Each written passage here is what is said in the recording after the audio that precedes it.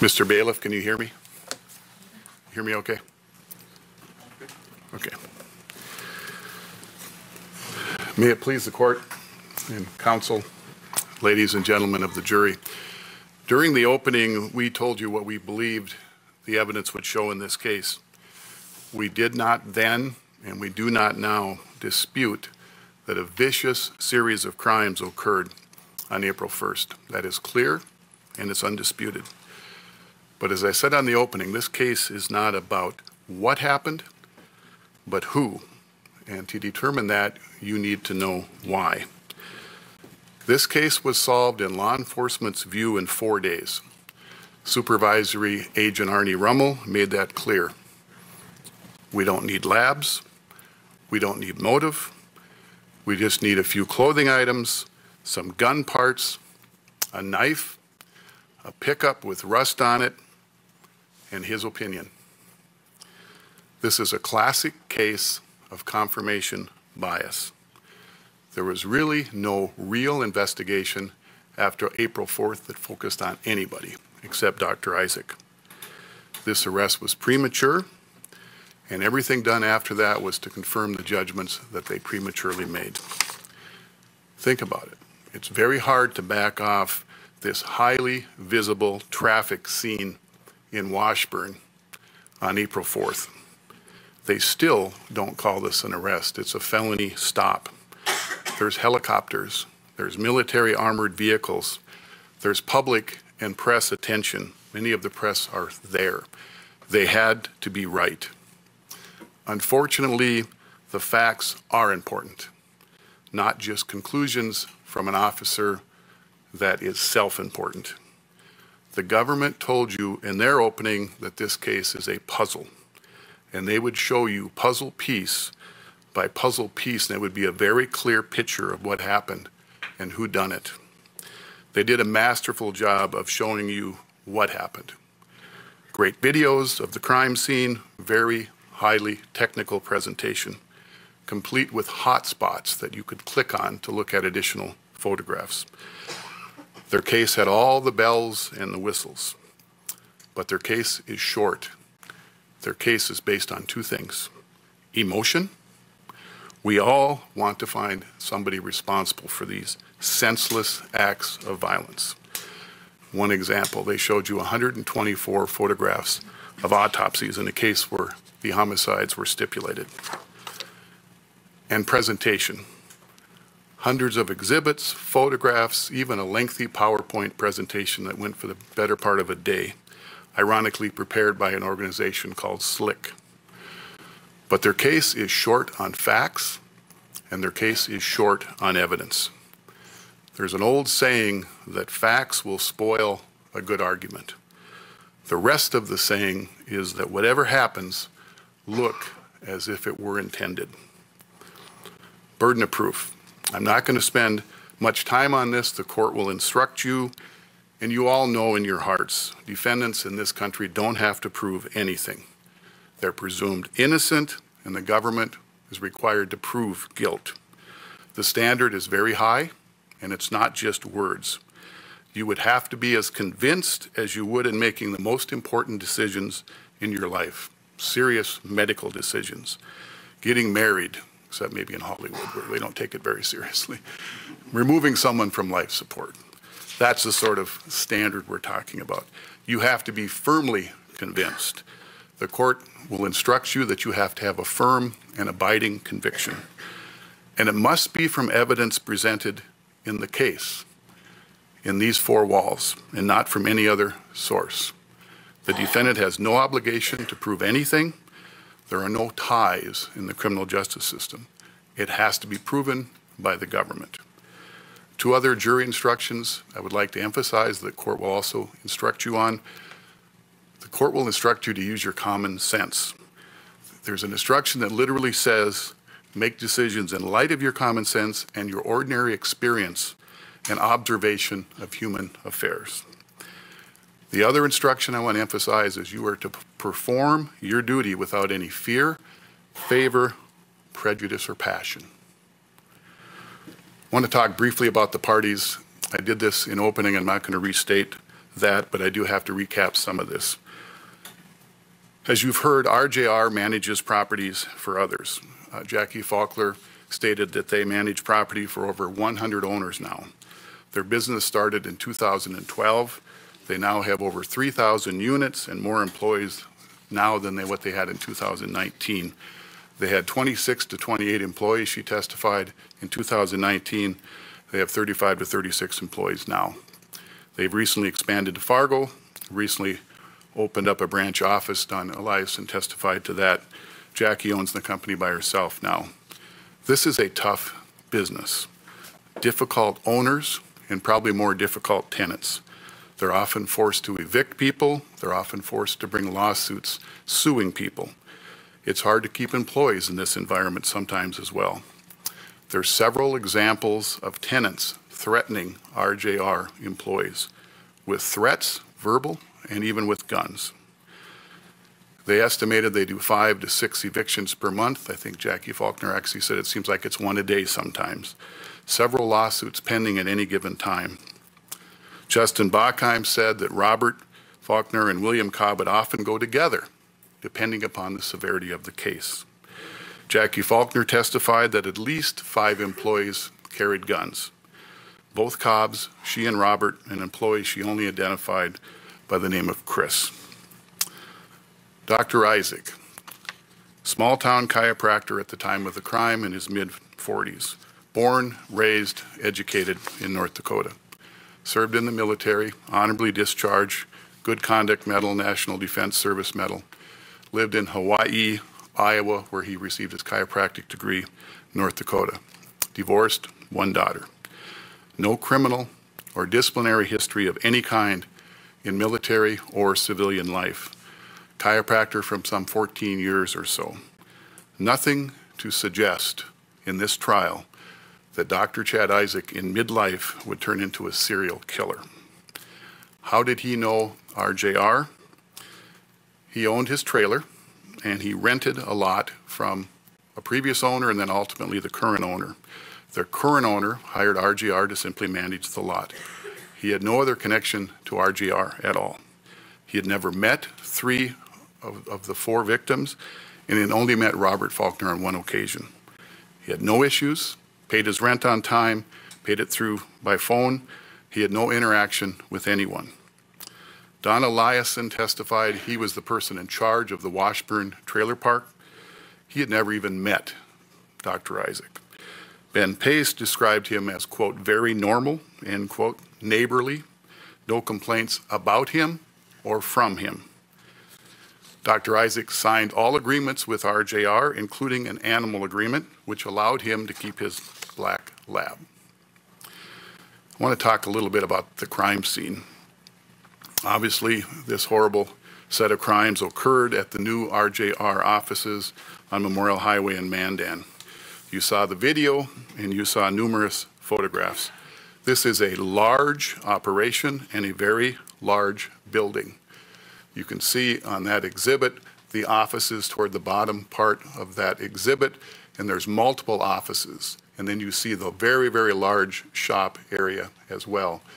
The victims were found both in the office area and also in the shop area on the south side. North is actually at the bottom of the page. Because of the nature of RJR's business, security was required. And cameras were installed in the RJR building. But unfortunately, the cameras did not show everything. And there was a huge security breach. This will show you the gaps in the camera coverage. The huge security breach is that everybody that worked there had a key. Jackie Faulkner made that clear. I want to emphasize the bottom of this exhibit, the northeast corner, and I'll come back to that location in a few minutes. Robert Faulkner had bought a race car, and employees were often in there on nights and weekends working on it. Employees also had access to company vehicles. Vehicles were kept, or keys were kept in locations where employees could grab them when needed. The weekend before these crimes, Several people were in the building. Mandan Police Officer Wilmuth received a tip that a local motorcycle gang had been asked to leave that weekend party, and that somehow this crime was in retaliation. There was no further testimony about that tip in this trial. What is also clear, because of this large building and unlimited access to it by a lot of people that had keys, a person or persons could not do this crime without having either inside information or having been in this building probably many times. The office area alone, as demonstrated by the exhibit, had several offices. You need to know where you're going, and you need to know where people would be inside the building. Jackie Faulkner mentioned that there was an informal coffee club that met every morning involving William Cobb, Robert, and Adam Furr. And there were cameras, as pointed out, that had blank spots as well. And numerous people had guns. An outside viewing of this building on March 25th or any other time would not be sufficient to plan a crime like this. The search warrants for Dr. Isaak's residence and business looked for maps of Mandan and information about RJR, including blueprints. They found nothing. There's lots of testimony in this case about entrances and exits. Primarily, the south door was for the employees, and the west door was for the public. But there were other doors, as I pointed out on the one exhibit on the northeast corner. Mandan Police Officer Henry, one of the first responders, and you can see the suspect walking on this video, going towards that northeast door, where you entirely lose sight.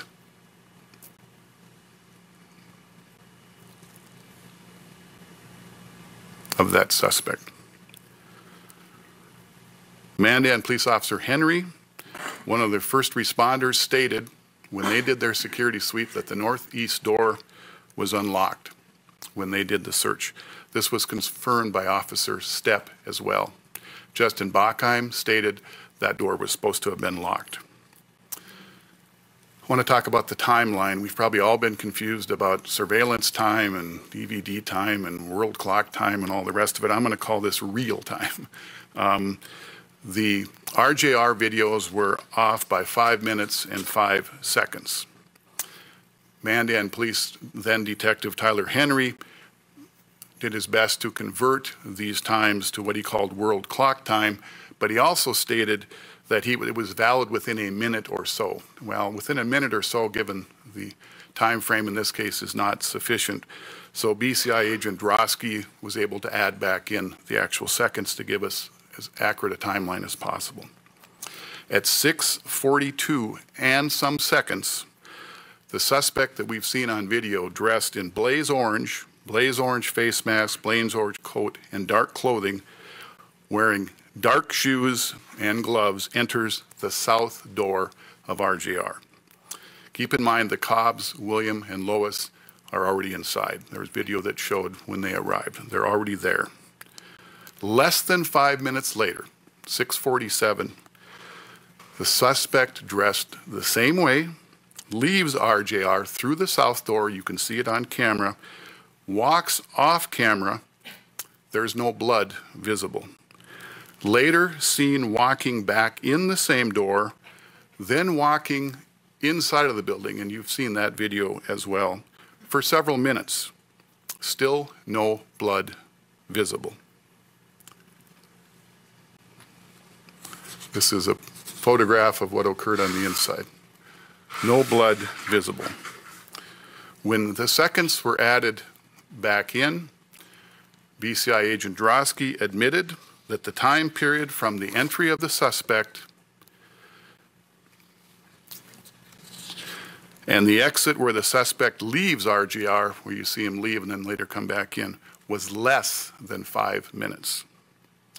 And that would necessarily include the walking time from the south entrance through the shop into the office area, through these many offices where he apparently would have confronted both Cobbs in killing both, if you believe the government's theory. Recall these horrific injuries. William was shot between 4 and 8 times, stabbed 28 times. Lois was stabbed 48 times, either cutting or stabbing wounds, and at least 1 gunshot. That was a little unclear from Dr. Masello's testimony. There were gaping wounds on both sides of her neck. Dr. Masella and other witnesses described the office scene where the Cobbs were murdered as involving multiple struggles with both. In William Cobb's case, there was a chair that was overturned. There was a fire extinguisher knocked off of the wall. In Lois Cobb's case, there were different blood patterns in separate areas in the office area and also in the bathroom. Dr. Masella testified that the injuries to William would have likely taken 5 to 10 minutes. When asked the same question about Lois, he said it would depend on whether or not she was mobile or immobile.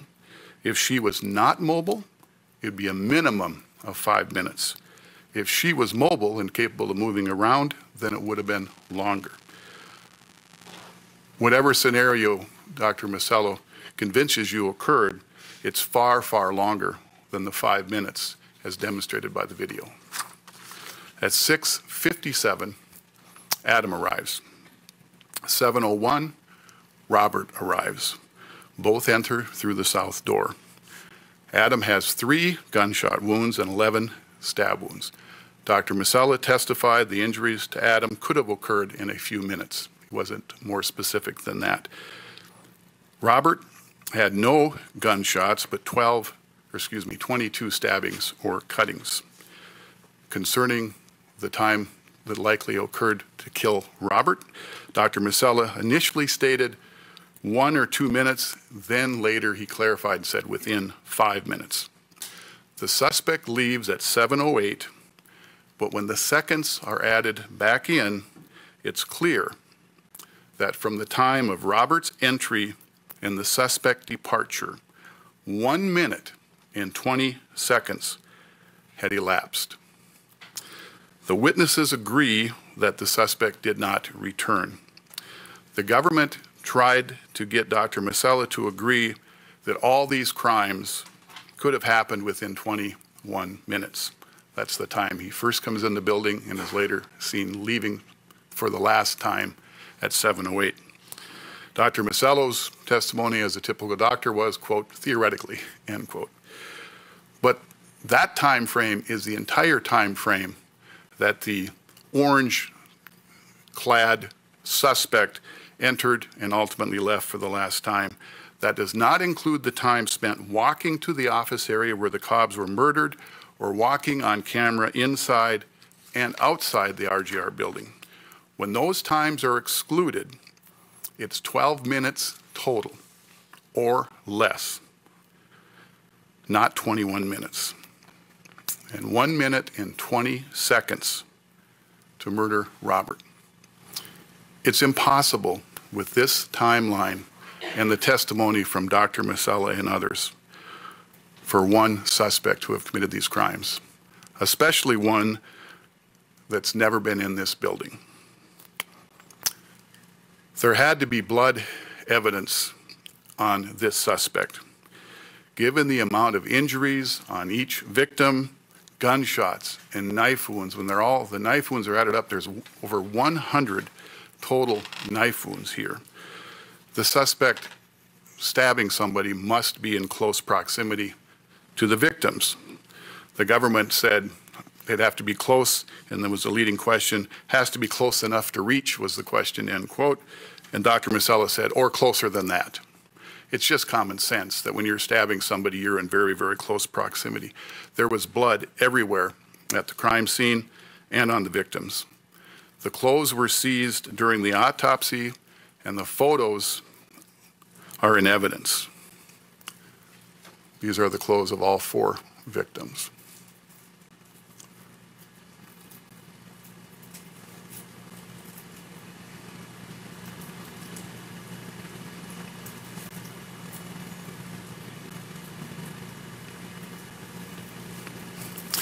In addition to the blood at the crime scene and on the victims, there had to be significant blood on the suspect or suspects. Lois had her carotid artery cut.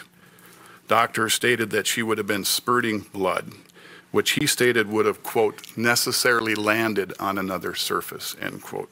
Robert had multiple knife wounds to his heart and major carotid arteries. And yet, when the suspect is seen walking on the video, and when he leaves wearing either orange or white, nothing is visible.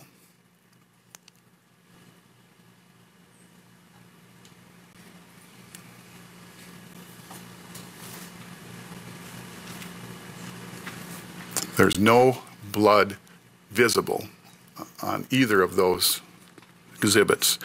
The white photo on the right was explained by Agent Drosky that somehow the camera reverted to infrared mode because of Robert Faulkner's vehicle in the vicinity.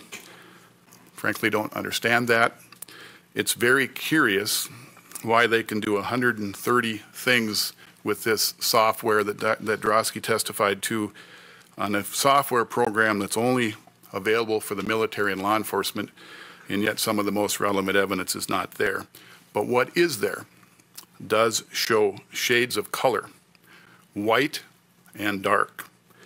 When the coat is open, you can clearly see a dark clothing underneath. But what I'd also emphasize is you do not see dark marks on the white outer garment, which would be blood, which clearly should have been visible. It's been suggested that the blood was not visible on the suspect either wearing orange or white because the blaze orange was too dark to pick up the color of blood. Well, as the autopsy photograph showed you of the victim's clothing was similarly dark, and you had no problem seeing the blood evidence on the clothing. And also, if you look at the mask on the white picture, it's one solid color. There's no border around the eyes. There's no border on the bottom of the face mask, and therefore does not match the face mask that's ultimately seized in this case, and I'll discuss later. Talk a little bit about crime scene preservation and security. This was a call for a medical emergency. This was not a call for a crime scene investigation. No one is faulted for not doing crime scene protocols, at least initially. It started as a simple medical, a 911 call for one person, and evolved into something one of the rescuers stated, quote, "We were all like deer in the headlights," end quote. 4 homicides, brutal homicides. The fact remains that many people entered without crime scene protocols, and not even a log of who was present was started for 2.5 hours after the 911 call. The body was discovered at 7:20. The crime scene log started at 9:47. This is relevant not only to scene preservation, now that it's a crime scene, and evidence collection, like blood swabs, trace evidence, footprints, but also who was present and what were they doing there. Recall, Robert is discovered and there's resuscitation efforts immediately and heroically done by RGR employee. Then the first responders and law enforcement, they're all trying desperately to save his life. Adam Furr, unfortunately, is just a few feet away, but is not even discovered for several minutes because he can't be seen behind this barrier. And the Cobbs obviously aren't discovered either. When law enforcement finally looks around and discovers the Cobbs, many, many minutes have passed. At this point, they know this crime scene is not secure. They haven't discovered all of the victims. There might be other suspects. The medical people don't even know what to do, where to go. Do we stay inside? Do we go outside? Which is safer? One of them testified to that. They didn't know. Ultimately, 3 Mandan police officers, Tessness, Henry, and Stepp, do a security sweep. This is done in actually 2 phases. The first is a quick walk through to make sure there's nobody obviously there. They actually knock open a couple of doors, including the computer room, and then they do a secondary search where they, in a more detailed, methodical manner, look into all the vehicles under them, etc. And you saw how large that shop area is and how many vehicles were contained therein. All of this took time. They used phrases like lethal cover. They had to have a couple people at a time, somebody with a gun drawn and somebody opening the door, etc. And they talked about held cover. During this secondary search, they discover that the door on the northeast side of the building was unlocked. And as I said, both Henry and Officer Stepp said the same thing. This door, according to Justin Bachheim, is usually locked.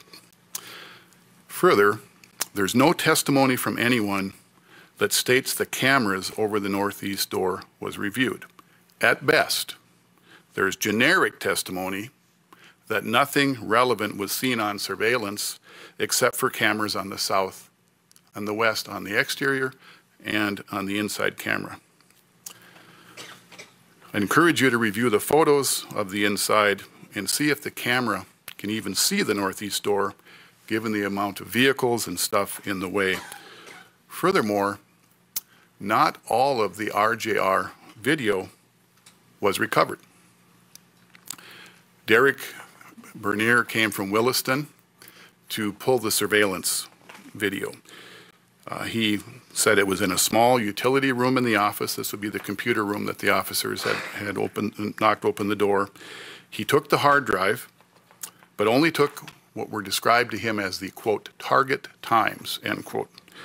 Those were told to him to be 6:30 a.m. to 8 o'clock a.m. He said he did not even download the rest of what was on that hard drive. He said, quote, there was lots on there, end quote. No video was reviewed before those times or after, or even the weekend before, where ultimately there's a tip about this uninvestigated party involving employee Mitch Kessel and the motorcycle gang mentioned earlier. The government alleges that one person did this because no one else is seen exiting the south or west doors, but it's not clear about the east door. Further, if everybody has keys, how hard is it to turn off a camera in that computer room once you're inside? Derek Bernier, when he testified, was not asked if all the cameras at RJR were functional. So what evidence do law enforcement seize and what do they find? The BCI does a very impressive crime scene investigation, inside and out. We had several days of testimony of this, hundreds of photographs, pano scan, whatever that was, among other things. They seize in all 50 items of evidence, multiple blood swabs, physical evidence, keys, glasses, bullets, phones, cell phones, iPad, this wire that's attached to two rings that gets mentioned from time to time by everybody except the one that should know, and that'd be Dr. Masello. All of the four autopsies, 2 on April 2nd and 2 more on April 3rd, they seized another 55 pieces of evidence, including fingernail and fingernail scrapings of the victims and of their clothing. What do the lab results show concerning DNA analysis of the RJR building? Dr. Isaak is excluded. No DNA is excluded. Note that these results were not received until August 20th, 2019, over 5 months after Dr. Isaak had been charged. It's easy to sit in the cheap seats and throw stones at what's not done, but I have to emphasize what was not done here. It was apparent from the initial crime scene walkthrough that at least 3 of the 4 victims, if not all 4, had been shot. There were gunshot wounds evident. And there were even some bullets that were seized right away on April 1st, others after they moved the bodies and at the autopsy. It was believed to be a 35 caliber, I think Agent Arends testified to. Dr. Masella and the ATF gun expert described intermediate caliber as the likely caliber by measuring the shell. They interpreted that to be as a 38, a 357, and a 9mm, all is as intermediate caliber family and possibilities. 4 handguns were found at the scene. At least 3, probably all 4, were in that intermediate caliber range. In the RGR office where William Cobb was found, there was a 9mm. In Lois Cobb's purse, there was another handgun. Nobody can testify to the caliber. Jackie Faulkner had a .38 caliber. The Cobb vehicle that was later searched on the late morning, early afternoon of April 1st, and then continuing on April 2nd, there was a 9mm. All three of those could have matched the intermediate caliber described by Dr. Masella and also by Special Agent Ahrens. Most are not even seized, and if they're not seized, they're not tested. Of the one that apparently was seized, it's not tested. Government's response, it's not relevant. Or did you smell it? Was it fired? They later seized a handgun from Dr. Isaak's that was in a box and brand new, and they had that tested, even though it appeared that that had not been fired. A simple test could have been done here. Agent Ahrens stated that there's kits available in the BCI crime scene van.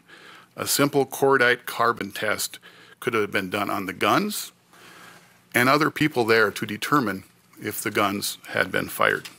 It's a simple swipe. They found time to search some of the employees' cars before they let the employees drive away. They found time to do a preliminary interview with some of the employees on April 1st. It would have been a simple task to take a few minutes to do this simple task. What about the crime scene on the outside? We know that this expanded from RGR ultimately down to McDonald's and back. Law enforcement initially set up a perimeter around the building, which they ultimately expanded to McDonald's when they heard from the McDonald's witness late that morning. They believed that there was one suspect that essentially walked from McDonald's down to RJR and essentially back. You've all seen this map before, the RJ building.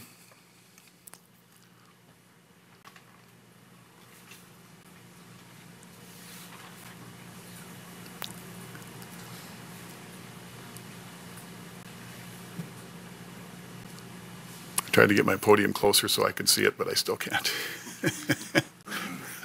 There it is.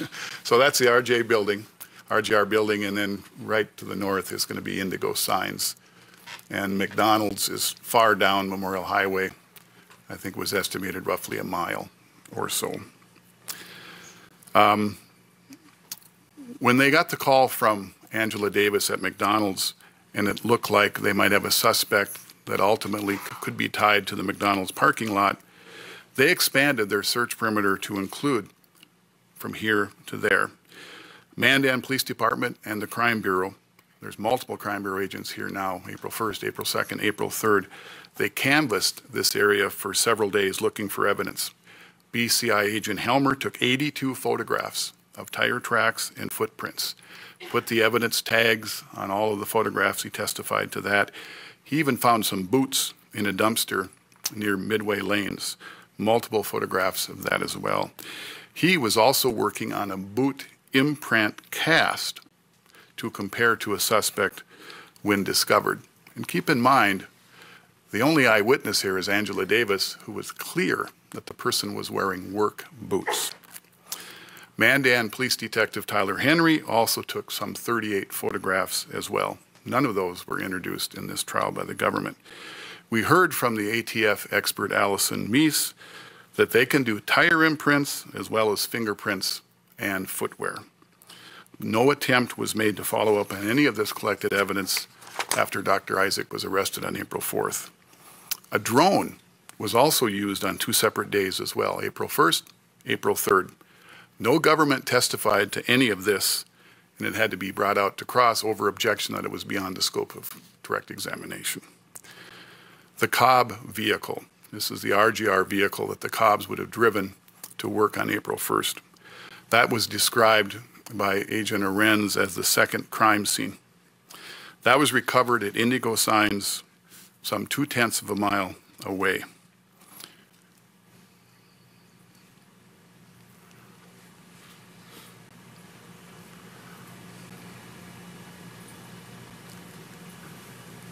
That was believed to have been driven by the suspect who you saw in video exiting RJR at 7:08.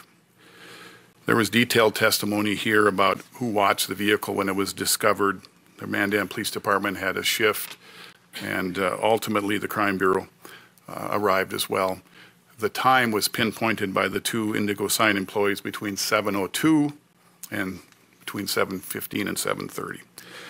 Eventually, the Crime Bureau took over the security of the Cobb vehicle, took photographs in the Indigo Signs parking lot, seized a couple of fivers, those that didn't blow away, and then they hauled it to BCI offices that day to be searched on April 2nd.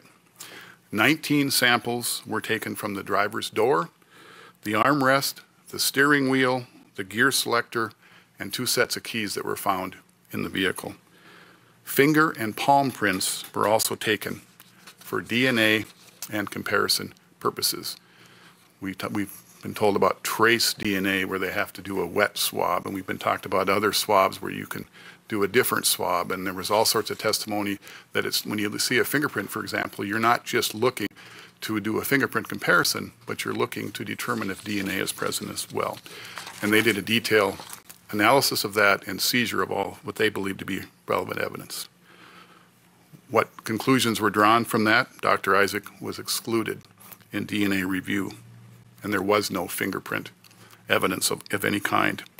The steering wheel was taken off and eventually sent to a Florida lab for additional testing for DNA because it was too complex to be done locally. Nothing relevant to Dr. Isaak was found. So what does the video near Indigo Signs show? There's much discussion in this case about a video from Schmidt Auto, which was the camera that faced Indigo Signs. There was also much testimony about a 40-second gap. Wasn't mentioned on the government's closing argument at all. It was apparent from the testimony of Agent Drosky and the employee at Schmidt Auto that came in here to lay foundation for that camera view and that surveillance video that the government did not know before this trial of this missing video, this gap in the video, until cross-examination. This probably seems irrelevant and maybe is very confusing, so let me try to clarify that. The government believes that one person came to McDonald's on April 1st at the early hours and later entered RJR, committed these crimes, stole the Cobb truck from RJR, drove to Indigo Signs, left the vehicle, and returned to McDonald's on foot and drove away in what they believe to be the Ford 150 suspect vehicle. When the government presented video that tries to convince you of this timeline, they showed a video of the Cobb truck at Indigo Signs, but they don't have a video of anyone leaving the truck. Instead, they show a video of a person, actually a very small silhouette, actually, several seconds later, running in what appears to be a westerly direction, presumably towards McDonald's. Without cross-examination, the government would have you believe that the person was observed leaving the Cobb vehicle, and they weren't. And then there's a continuous observation of that person to McDonald's. In fact, there's a 40-second gap missing from the video seized by the government here, and no one could explain the omission. The video you were shown by Agent Drosky starts after the 40-second missing video evidence. So no one is seen leaving the Cobb vehicle, and no one is seen until 40 seconds later dressed in dark clothing, running in a westerly direction. The person moving west that they have concluded is the same person is not wearing the same clothes as the person leaving RJR at 7:08. Whether that's white, as the second video shows, or blaze orange, it's simply dark clothing. There are many gaps in this video stream, and there's other people in the area, at least 2 that you were shown on cross-examination. None testified, probably not even identified, government's position, not relevant. We got the right guy. It's this guy. Don't confuse us with any additional facts. The person in the Cobb vehicle, let's assume it is the person from RGR. That makes perfect sense. Could have gone in any direction in that 40-second missing video. Not west to McDonald's necessarily, could have gone in any other direction. And witnesses in the same location and time, not relevant? What is more relevant to a criminal investigation to a witness that could have seen the crime or frankly even be a suspect? So what happens next? Well, we know what happens next. They get a witness statement from the McDonald's employee, Angela Davis, and they get limited video, not the detailed video that Drosky tried to convince you that they all had when they made these decisions. That evidence comes much, much later. Angela Davis states, person was wearing a camouflage face mask, black coat, blue jeans. When she's interviewed the second day, she changes that to black jeans. 5'8" or 5'9". She was adamant about that. She was interviewed April 1st and April 2nd. Slight build, one day, the next day medium build, but certainly small. And entered a white Ford truck at about 7:20 a.m.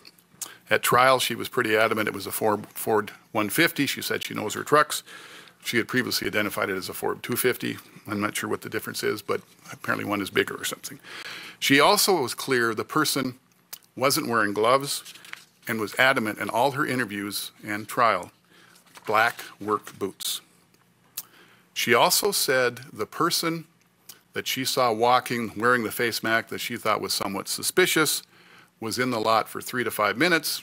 I asked how long, why she knew that time frame, and she said that's how long it takes her to smoke a cigarette, and was seen at the passenger's door for some length of time, opening the passenger's door, probably putting something in the passenger side, but touching the passenger's door for some period of time. That becomes relevant when we talk about DNA later. Law enforcement are convinced this is the suspect, and now they're chasing a white Ford pickup. Bolos, be on the lookouts, are issued with photos of both suspect and truck that frankly in quality are nearly worthless when you look closely at what they really show.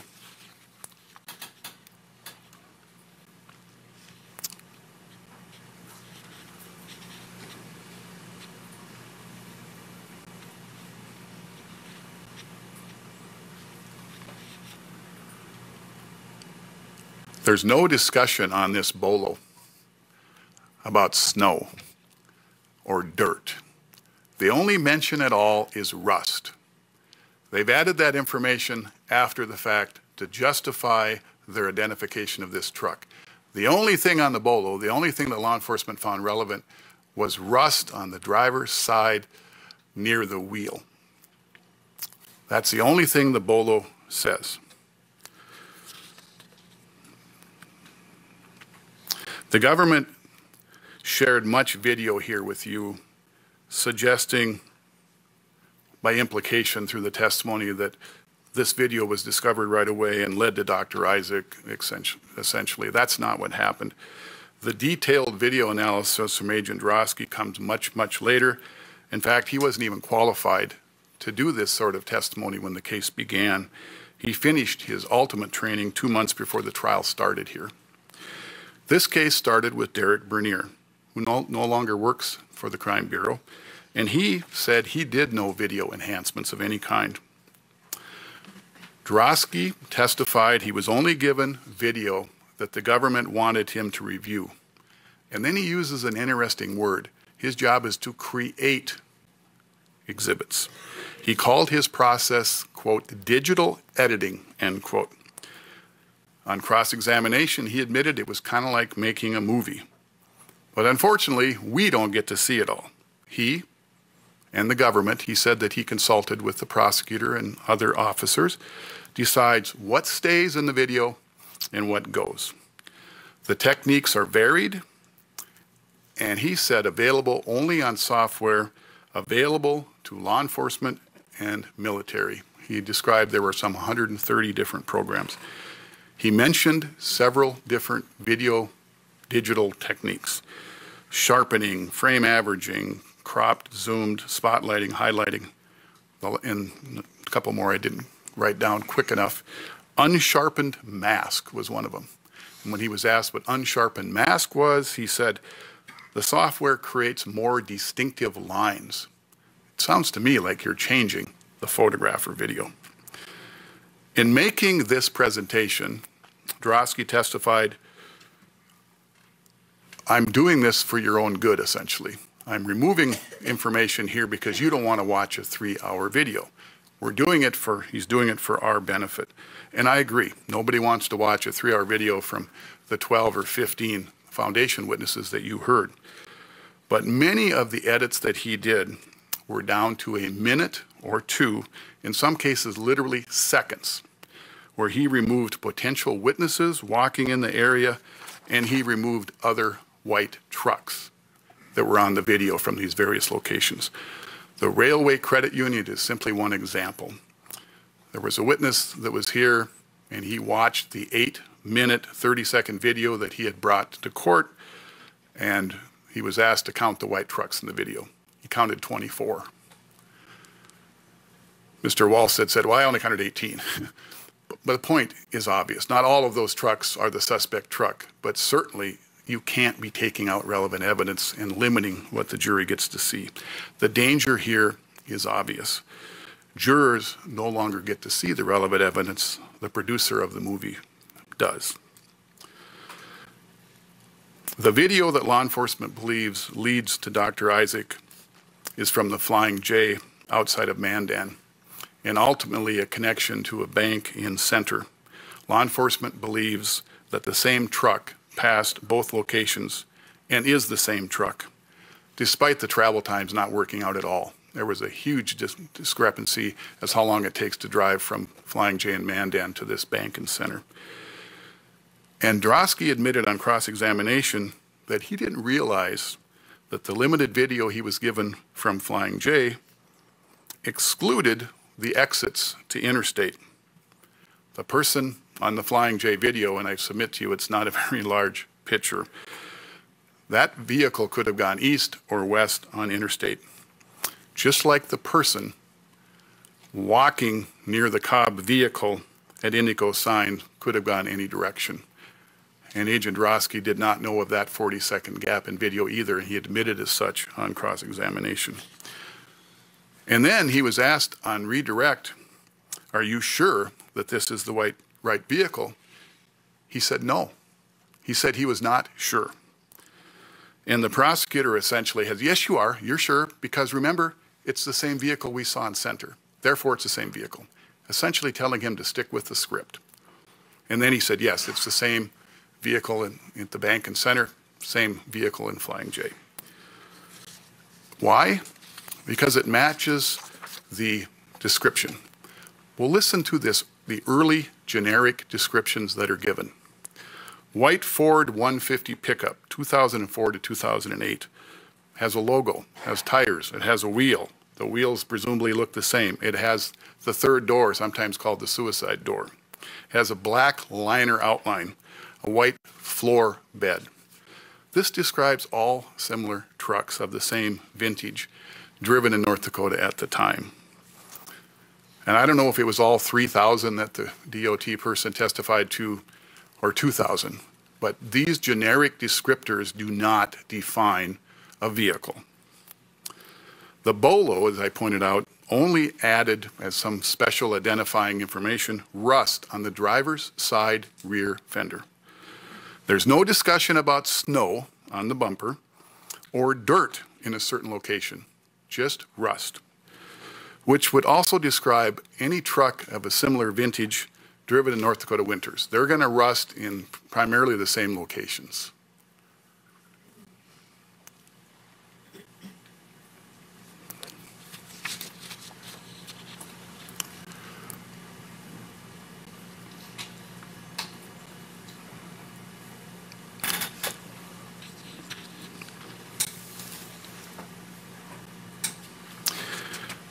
So the BOLO goes out. Be on the lookout on April 2nd. Deputy Cromer, right away on April 2nd, tells us thought it could be his chiropractor's truck as early as April 2nd. But he obviously can't be real certain because he really doesn't do anything until April 4th. He says he drove by, it wasn't there. You got a quadruple homicide in your neighborhood and you're going to do a drive-by and that's the extent of your investigation. He does nothing until April 4th. Why? He said he was busy with some other late-night arrests. I think the real reason was he wasn't sure. So the morning of April 4th, Cromer and Detective Matties tiptoe up to Dr. Isaak's residence at 9:45 and take photographs of the truck. Surprised that he's home because, not home, but that he's awake because he usually works afternoons and afternoons only. Both testify that he looks at both of them.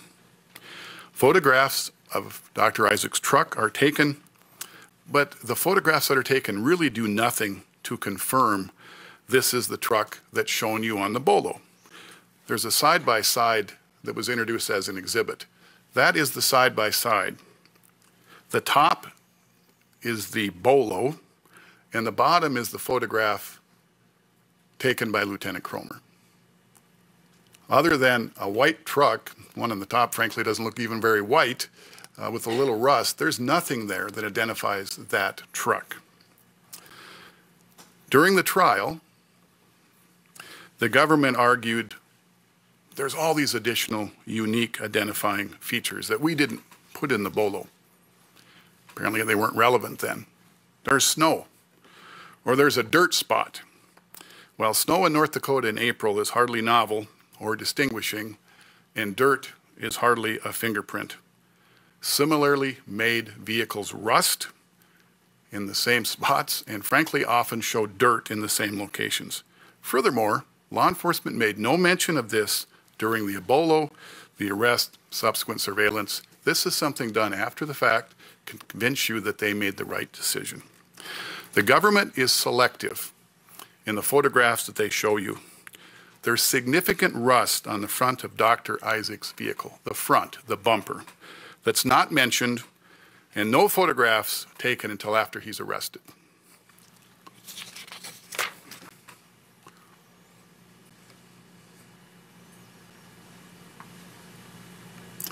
That rust is obviously more prominent than the rust spot on the bolo above the driver's wheel, and presumably observable by the deputies that did surveillance on April 4th. There was ultimate testimony that Detective Matties and Cromer left, went back to the law enforcement center. Matties came back an hour later, 45 minutes later, and then he maintained surveillance until the Crime Bureau came and relieved him. That pickup was there the entire time. They also clearly observe, before they do any arrest, a number of items in the rear of the truck that appear to have been there a while. That looks like something that's been there a long period of time. Does that show up in any of the videos prepared by Agent Drosky? Clearly not. They claim to have a white pail. You won't see it. You can look as hard as you want, you will not see a white pail. They claim that there's a green bucket. The green bucket is observable after they open up his door and take off a bunch of bedding that was on top of it. It's described during Drosky's testimony as a green hue. Well, his testimony also talked about hues in other videos. There was one place where the headwear looked to be a different color. Oh, that's the light from the lighter. Then it was white when it was by the sanitation worker. That's another example of infrared. A green hue is another after-the-fact confirmation bias to make sure they can convince you that they have got the right truck. The truth is they had the wrong truck. But it's too late now. The troops have been mobilized. It literally looks like a military operation. Helicopters, armored vehicles, Kevlar helmets and vests, federal, state, and local law enforcement. There's an absolute mob mentality. McLean County Deputy Copeland, whose part of his video camera was played for you, made comments like, "Hey, I got some great takedown video. Are you guys going to beat up the house?" Which was his euphemism for doing a search warrant. What about the earlier investigation? The investigation that started very calmly, professionally, and thoroughly, April 2nd, 3rd, into the 4th. tenants, names of tenants that had threatened people with guns, upset people involved in lawsuits. Suspect names and lists were collected. What about the footprints, the tire tracks, the boot imprints that were outside? 82 photographs taken by the Crime Bureau, 38 more from the Mandan Police Department. The boot imprint clay mold made by the Crime Bureau. Or what about the shoe print on the bolo? If you look at the bolo again, it'll say, we're looking for a shoe that has a shoe imprint with the number 95 on it. They don't even show you a photograph of that. Why? Because it doesn't match Dr. Isaak. That evidence that was important enough to put in the bolo wasn't even shown to you at trial. That photograph was in dirt, wasn't in blood, wasn't in egg, not relevant. We'll tell you what's relevant. It's this partial print. Lisa Nelson and Robert Faulkner have an affair. That's relevant evidence in a murder case. It's unfortunate, but it is. They discover that because they dump all the victims' phones, and they're given a priority to search those first. And on Robert Faulkner's phone, there's pretty clear evidence of this relationship with Lisa Nelson. At this point in time, the Crime Bureau was only interviewing, for the most part, RJR employees. Lisa Nelson wasn't an RJR employee. She was a former employee, but she hadn't worked there for many, many years. And yet she's brought in, and they said, well, we're talking to RJR employees and former employees. And then she just spilled the beans. She was very upset and concerned, and she told law enforcement essentially what was happened. She admitted that she had had a 15 or 16 year, 14 or 15 year, whatever it was, affair with Robert. She acknowledged that her ex-husband was a felon. He had served time. And then she said that Robert's relationship with her had ended the marriage. The BCI never even discovered her ex's name until months later. It did no investigation into this person at all. Jackie Faulkner, who had made alleged threatening comments about her having her husband taken care of before granting him a divorce, was not even interviewed about this relationship until April 30th. Dr. Isaak was charged on April 5th. And that interview was a formality. Jackie Faulkner testified. She called the investigators Lieutenant Pat and Agent Joe. She called them by a first name basis. And they assured her they were only interviewing her about this relationship by her husband and the alleged comments she made to avoid defense attorney criticism at trial. These investigations that I've just described all basically stopped before they really started. Other tips from the 24-hour tip line were also all but ignored. Mandan Detective Wilmoth admitted that he had tips concerning an employee by the name of Mitch Kessel dealing drugs and was involved in fights over drugs. The motorcycle gang party allegation mentioned earlier was also identified by Detective Wilmoth. He also testified that he had been told that there were two former RJR tenants who had been evicted and had stolen 2mm guns. You got a crime scene involving an intermediate caliber gun, you'd think you'd want to follow up on that, even if just to avoid defense attorney criticism. Well, too late. Search warrants are obtained, and they're obtained on misstatements. And I mentioned some of this on open. This is an already litigated issue and was, may we approach? You may.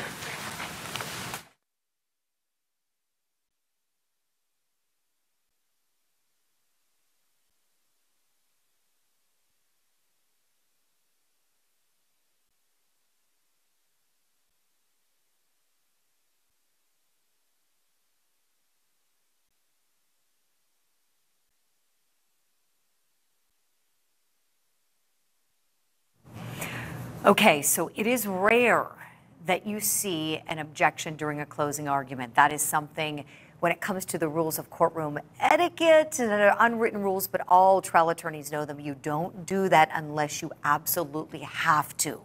This is not like during the questioning of a witness where you might lodge an objection at any point without any regard for what the other side is doing. You want to protect the record. Let's see what His Honor ruled. Law enforcement did not tell the court when getting search warrants here that the person in the McDonald's lot was wearing different colored clothing than the person who was seen entering RJR. Did not tell the court that they couldn't identify the person by age, gender, race, or ethnicity. No license plate number is observable, not one letter, not one number. They also don't state that the person leaving RJR is wearing different color clothing that Your Honor, the person... objection, this is the exact same basis that we just discussed. This is an already litigated issue, and this court has already ruled on that issue. The court's already ruled on legitimacy of the search warrant. The court did find probable cause based on what was provided to the court in the affidavit, and did not find a problem with the information provided by the officer. There was a motion on that the court's already ruled on. All right. And again, I'm just going to tell the jury that he'll be given instruction. The arguments of counsel are not evidence. If counsel or I make any statements that misstate the evidence, you should rely on your own recollection of what the evidence is and disregard any statements you find to be inconsistent. You may proceed. It's clear here that there's several time gaps in addition to different color clothing that could easily be a different person, or that person could have gone in a different direction. It's also clear that there are other people in the area during relevant times. The McDonald's employee identifies the person as 5'8" or 5'9", of slight or medium build. The suspect was 6'4". At this point in time, law enforcement had surveilled the vehicle, surveilled Dr. Isaak's residence. They see, or should have seen, the rust all over the front. Lots of junk in the back. This doesn't match the truck they've been chasing. Additionally, there's other video evidence that's ignored. Lieutenant Cromer initially goes to Ag Country, which is coming into Washburn, outside of Washburn, but he doesn't have a chance to look at that video. He requests it, doesn't have a chance to look at it until the arrest decisions were made. He does see, ultimately, a white Ford truck. So he ultimately requests video, additional video from a different business across from the entrance of Dr. Isaak's trailer park. He requests the evidence for April 1st from a company called Super Pumper or Unistop. And there's a better view from there than there is from Ag Country, and no white truck is on there.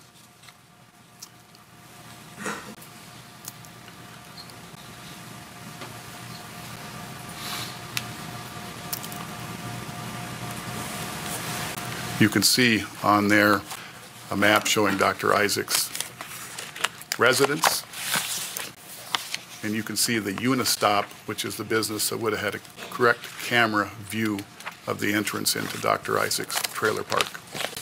And there was testimony that there was nothing on that video on the morning of April 1st. The white truck that had passed Ag Country, even if it's the suspect truck, did not go to Dr. Isaak's. Now, there were suggestions by Detective Matties and Lieutenant Cromer that he could have gone in the back way. He could have gone a different way. But in cross-examination, it was pointed out there were all sorts of businesses that had other videos in these alternative driving methods that you suggested. None of those were reviewed or obtained. This is confirmation bias. We're not going to look at anything that changes our already made conclusion. Search warrant execution. Ultimately, there's surveillance of Dr. Isaak's residence. After taking pictures of the pickup that you've seen, McLean County deputies go back to the office to compare those photographs to the be on the lookout photograph that they had. Dr. Isaak clearly sees both officers, and there is no surveillance for probably 45 minutes, maybe a little bit longer. Nobody is watching him. He goes nowhere. We ultimately see this felony stop. You've seen a video of that. The doors on his pickup are open, not sure by whom, almost certainly by someone not wearing gloves. It's towed away, not sure how that happened. Did somebody get in the vehicle, drive it on the truck? How did his truck get on the tow truck? No testimony about that. 22 items are taken from Dr. Isaak, a buccal swab, fingerprints, scrapings, photographs. It's obvious from those photographs there's no cuts or scrapes on his hands or fingers. He's stripped down to his underwear. They're now insisting that there's all sorts of marks on his knee or shin, which Dr. Isaak said was from his dog and slipping on the ice. Even the clothing that he's wearing, which allegedly matched the dark clothing that they believe the person who left Indigo Signs was wearing, it was seized, be not tested. The suggestion for not testing it was we have limited resources. We only have one crime lab in the state. It would seem to me that 4 murders would be a priority and that evidence should have been tested. Ultimately, no DNA from the victims are found on Dr. Isaak, and none of his DNA is found on the victims. It's also obvious from this personal search that he was painting. There's white paint on his clothes, and there's obviously white paint on his hand. And again, this was on April 4th. He's arrested at 7:45 on April 4th after this 3-hour detention. Never called arrest, just a 3-hour detention. At this point, there's no lab test results, there's no motive, and they have not searched his home or business. Law enforcement needs to justify this arrest. Senior Agent Arnie Rummel is brought in to attempt to do this. He testified, quote, "We found everything we were looking for in the house." Almost none of his testimony was in his 4-page report, and it was also inconsistent with most all of the other BCI agents that testified. There were 38 items seized at his home. They were outlined in my opening statement. I won't repeat those. And there's also an inventory and evidence that you can look at. But the clincher for law enforcement, clothes in the dryer. They believe they match the clothing in the RGR video. An orange coat, reversible face mask, and other miscellaneous clothes, including shoes. Keep in mind there's other clothes in the dryer as well. The problem is the relevant clothes don't really match.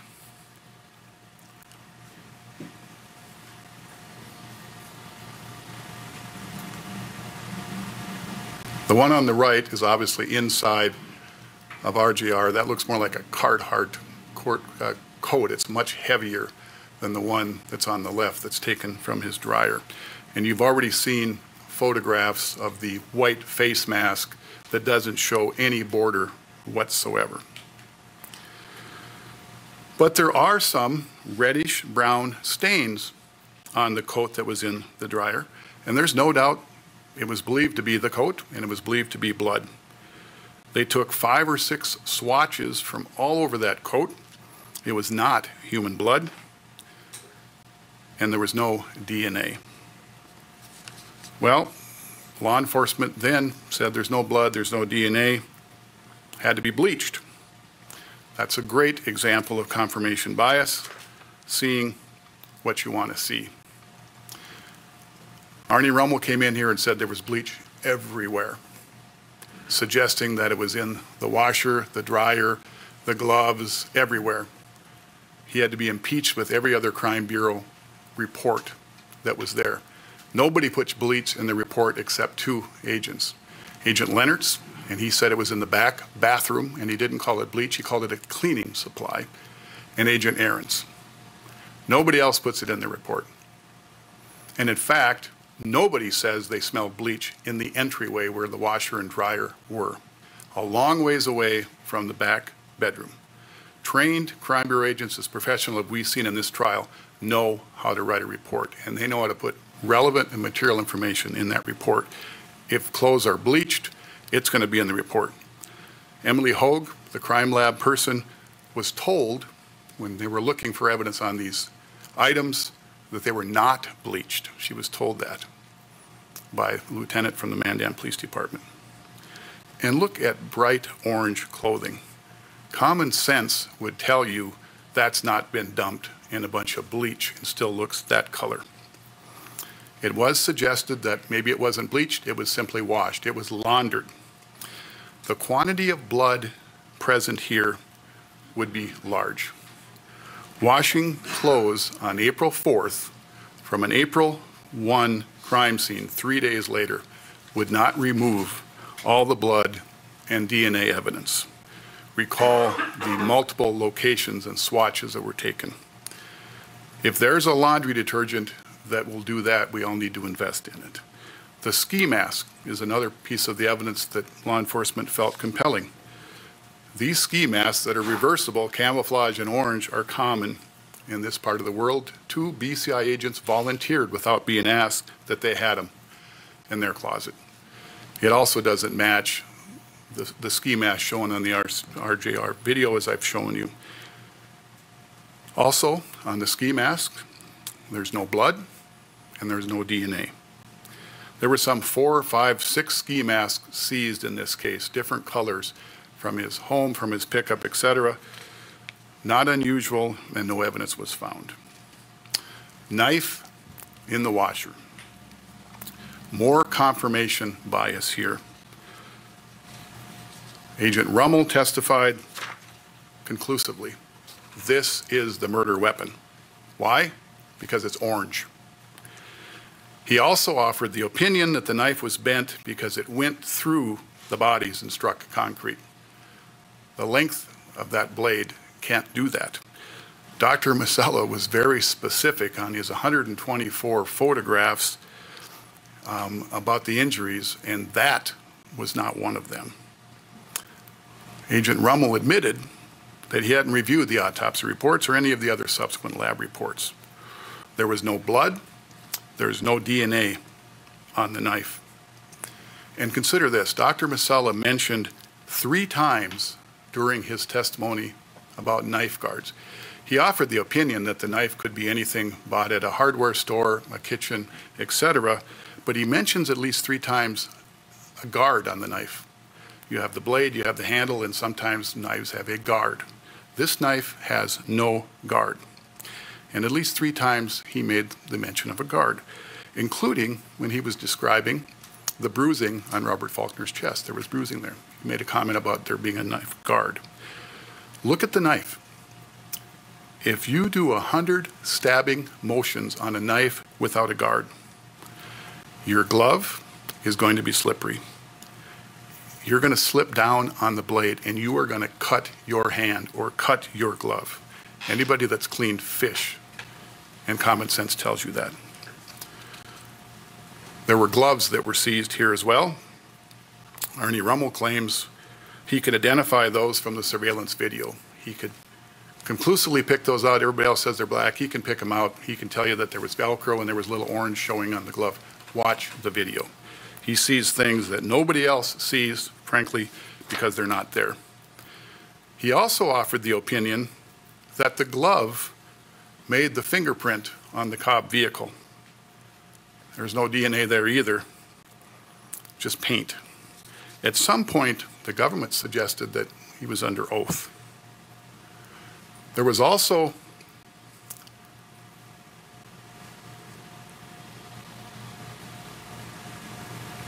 a watch that was found in the second bathroom. Suggestion was that must have been bleached from something that happened 4 days earlier.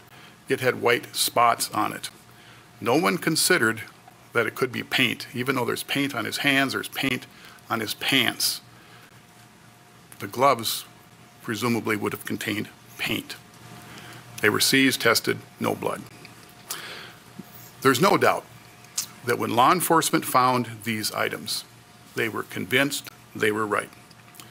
Especially when their boss, Arnie Rummel, found gun parts in the freezer above the fridge. Especially when he stated they were smelling of bleach. But consider this, no one else testified to smelling bleach on the gun parts. All of the Crime Bureau agents that were there and all the other law enforcement officers that were there, nobody else testifies to smelling bleach on the gun parts? Would there be a bleach smell on something contained in a freezer? I don't know. But human nature would be, if you think you found the gun, parts of the gun, and you smelled bleach, you're not going to pass it around to your colleagues that are there doing the search? Pat Leonard said he was floating through the entire house. Agent Ahrens was the same way, floating through the entire house. Nobody puts in their report that they smelled bleach on the gun parts. Not one witness corroborates that statement, which probably should be considered in light of some of his other preposterous conclusions in this trial. Location of the knife in the washer, gun parts in a freezer, bullets in a sock, granted, this all looks weird. It looks suspicious. But you can't look at this in a vacuum. Look at this house. There's odd things everywhere. He's got 2 different snow shovels in different areas of the house. There's a leaf blower. There's a couple different weight machines in the living room. There's power tools on top of the refrigerator. There's a ladder in the living room. There's a snow roof rake in the second bedroom. There's a weed whacker in the house. There's dozens of totes and plastic bags full of stuff in every room, presumably, except maybe the kitchen. There's cardboard on several of the windows where he does attach notes with various sayings on them. There's a chair that's upside down with the gloves that are drying, but there's also gloves upside down if you look in the photographs in the entryway. They're in the same manner. If you look closely, there's probably other non-food items in the freezer. You can't tell from that exhibit. The office had weird stuff also. There's a microwave that had gun or ammunition in it. It's like a gun safe at work. The government suggests that guns, ammunition, business cards concerning sporting goods stores, gunsmithing is concerning. These are common items in many closets in our part of the world, along with orange hunting gear. To follow up on that, the government infers that Dr. Isaak is an odd person, wanting you to believe that because there's no motive, he's odd enough to commit vicious crimes. It's certainly true that he's eccentric. Frankly, it's true that he's different. Eccentric perhaps doesn't even begin to cover it. Chiropractor that lives in a trailer house when he could afford something else. He writes himself notes. He buys compulsively, 16 pairs of the same $29 shoe. He doesn't throw anything away. He's got receipts, business cards, documents that have been there for a long, long time. Look again at the search warrant photographs. There's totes full of stuff, and that doesn't include the stuff that they searched in the 2 sheds. And yet he's a very successful chiropractor. Detective Cromer and his mother from McLean County were among his patients. The government would have you believe that he didn't act appropriately at the arrest. He smirked. Therefore, that's evidence of guilt. They even called witnesses to talk about that. Arnie Rummel offered his opinion about that as well. What is the proper protocol when you're stopped with a helicopter in the air and a bunch of law enforcement vehicles and ultimately an armored tank, essentially, and you're told to lay down their hands behind your back?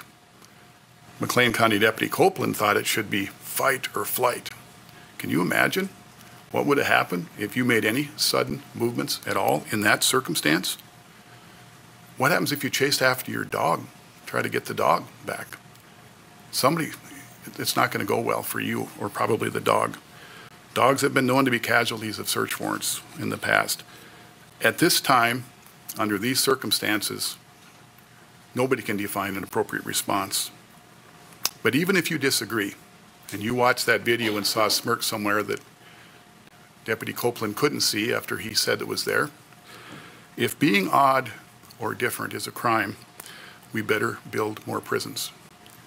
It illustrates how desperate their search for a motive evidence is in this case. And then consider, when we're talking about the search warrant of the home, how ludicrous the government's position is. Dr. Isaak sees two officers standing outside his home. So he then, on the crime that happened 3 days earlier, washes his clothes, leaves them in plain sight in the dryer, puts a knife in the washer and gloves on the legs of a chair. Law enforcement would never think to look there. All of this is suspicious. But when the labs start coming in with no blood and no DNA, some light bulbs could have gone off and some additional investigation could have been done. His business is also searched.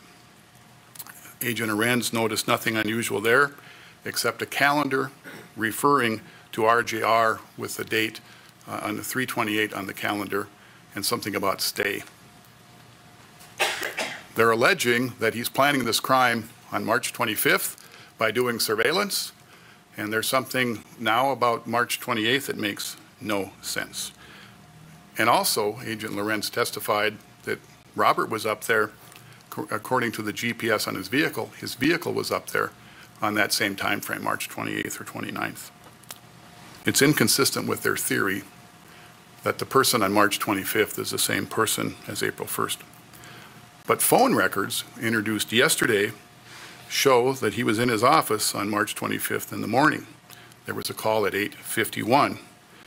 Suggestion was he could have had call forwarding or an answering machine. There's no evidence about an answering machine, and if you look closely at the records, you will not see a bill on those records for call forwarding. Ammunition in the microwave does not match anything. It was just introduced as further evidence of his eccentricities. The vehicle search. 37 items are searched and seized here, including 10 or more swabs. 3 pieces of upholstery are cut out of the back seat. Many of these items disclose no blood or DNA, despite all sorts of testimony of Blue Star on 2 different occasions, on April 4th and later on April 9th. But the government argues that there's 2 swabs in his vehicle that are the clincher here. One small swab on the driver's door jamb that states Robert Faulkner could not be excluded as a contributor. It's not a match. It's not a partial match. But they do offer some statistical analysis that makes no sense and is certainly inconsistent with the conclusion that it's not a match or a partial match. There's also a swab on the black latch that states that Robert Faulkner and Lois Cobb could not be excluded. But again, there's no match or even partial match. And recall the McDonald's witness testimony that the suspect was on the passenger's side, presumably within a half hour after committing the crime. Multiple swabs are taken on the passenger's side of this vehicle and on all the obvious driving surfaces, and nothing is found. Steering wheel, etc. It makes no sense. Recall the detailed testimony in this case from every lab person that testified about the problem with cross-contamination. Recall the testimony of every Crime Bureau agent that gloved up and that sort of thing because they're worried about cross-contamination. There was detailed testimony from Agent Lorenz. We seized the evidence. He handed it over in most cases to Lieutenant Haug at the Mandan Police Department. There was some limited testimony that it went to another evidence custodian by the name of Calvin Bullinger. All evidence seized, you have to show a perfect chain of custody until testing. The lab people all admitted that. The lab people all basically said, we don't know what happens to this evidence until we get it. We know what we do with it after we receive it. Ask yourself why the evidence custodian and the person in charge of the evidence at the Mandan Police Department were not called as witnesses in this case.